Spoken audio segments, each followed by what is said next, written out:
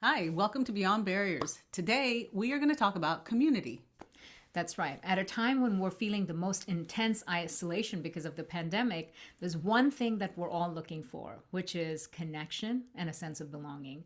So, we're going to talk about community even in the workplace, why it's important, how it affects performance, and how you can make communities at work even more powerful.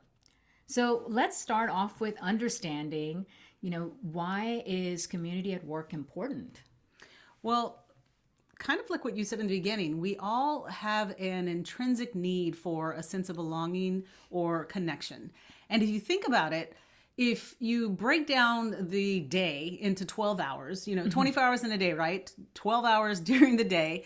8 of those hours for most people is what you're spending at work, and only 4 hours or so with family, Yeah. friends, relatives, etc.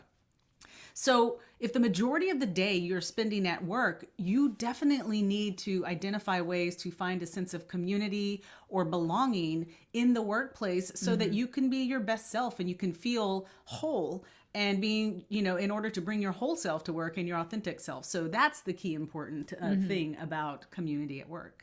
I've heard a lot about how belonging plays a role even in the context of diversity and inclusion.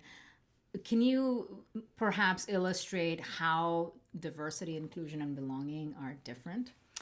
Yeah, so diversity, inclusion, and belonging, part of the reason it's such a focus is because in the corporate workspace, the dominant culture tends to be white male.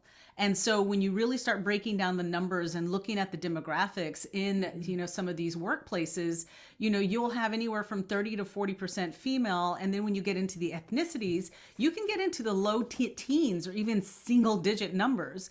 And so sometimes you feel like you're the only, like there's, you don't relate to a lot of the dominant culture kind of traditions or just the workplace. And so it's really important to be deliberate in trying to create community for everybody. And sometimes it does require for you to have kind of affinity groups or employee resource groups that are based on kind of some similarities so that people feel that sense of belonging, especially when on a particular team, they may be the only person that looks like them. Right.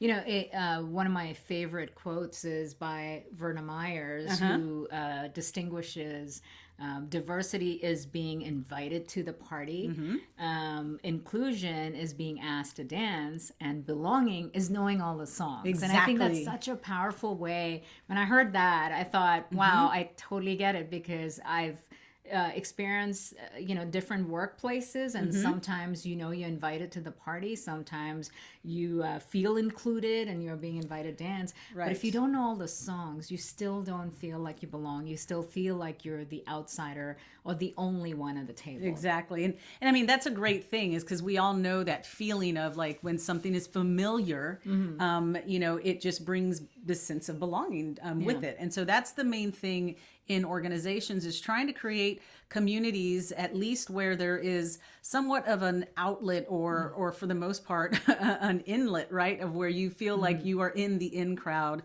in a particular area. So trying to get rid of the insider outsider feeling, and in that community try to make sure that for whatever organization or company you're working for, that it feels like a community where you have some things in common because you all are working towards the same thing. And how does this affect performance overall?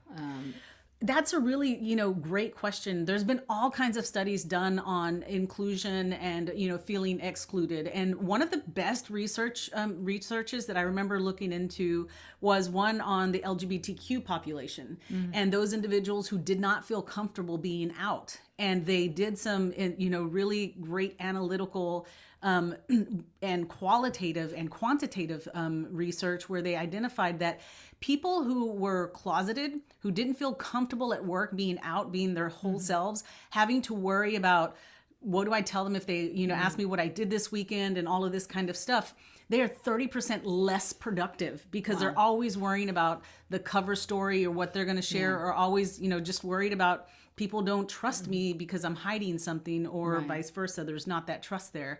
So when you think about being able to be your complete self, your whole self, and not and just be able to focus on work, you're 30% more productive. Right. So that's Well, so the much important of thing. performance is affected by focus, Yes. but also trust within the team. Exactly. And if you're not bringing your whole self, or you don't feel like you belong, chances are that is distracting your focus. Yes. But you also don't have trust amongst teammates. Exactly. Exactly. So, give us a sense of, you mentioned employee resource groups. Give us a quick sense of the evolution of that, because, from companies that don't have it or early stage versus those that are really evolved. Yeah, so employee resource groups are exactly that. Once you start, once an organization starts growing and you start bringing in, more people, there's going to be lots of intersectionality, or people who have lots of different identities that they bring. You could be female, like for myself example, right? I'm female. I'm Latina.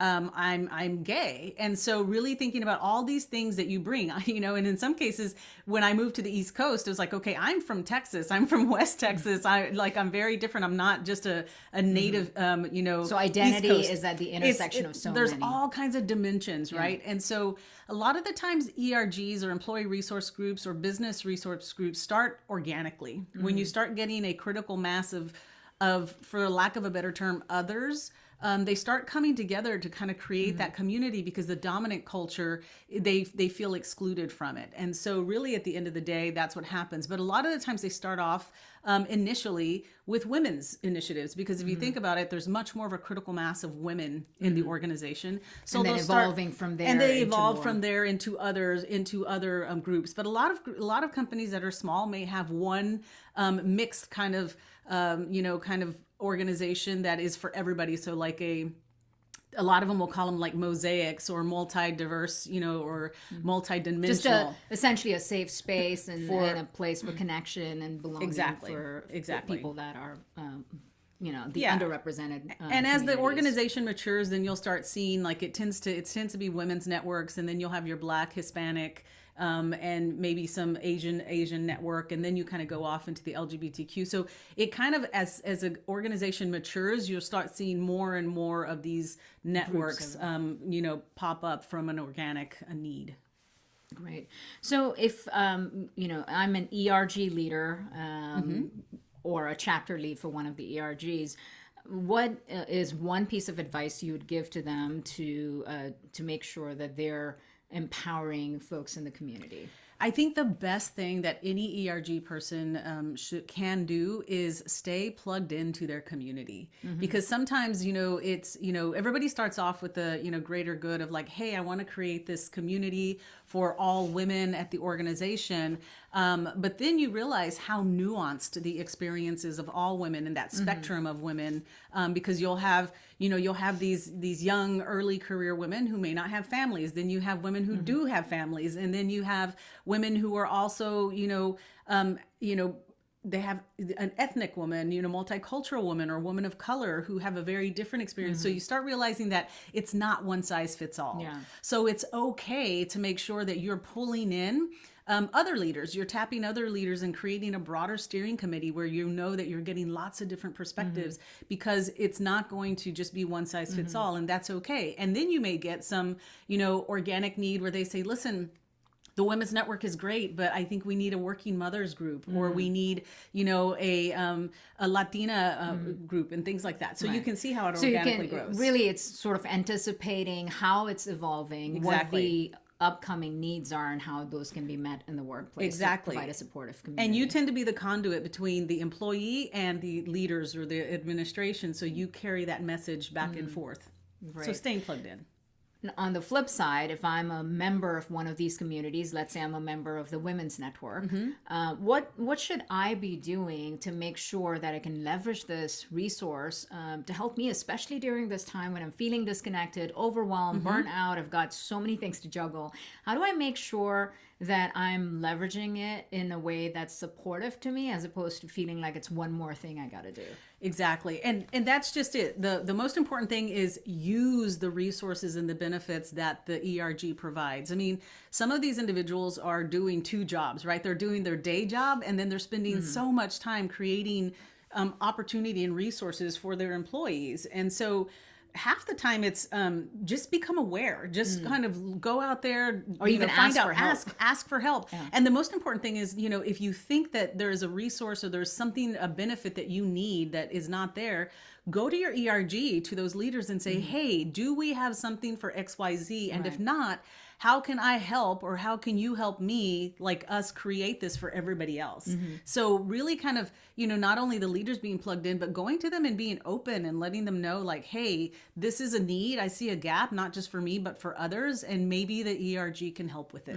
That's interesting, because that's exactly how even the Beyond Barriers programming Yes. has become a resource for women's networks, especially during this time, as a place to have belonging, leadership development, and really a sense of connection and community that is helping women become more resilient leaders. But it's really evolved like that, from members wanting to provide that and bring that resource to more people within their organization. Exactly. Like you said, we're always co-creating with all of our members as they go through the program, the materials, and they're saying, hey, this is great. I would love Yeah. this other way. And it evolves and Yeah. it becomes a really great place for everybody to kind of level up together. Right. So the important thing to remember about work communities is that it is truly created to unlock the greatest potential in every Yes. individual, to remove those barriers that might be holding someone back, and to create a safe space and a sense of belonging for everybody.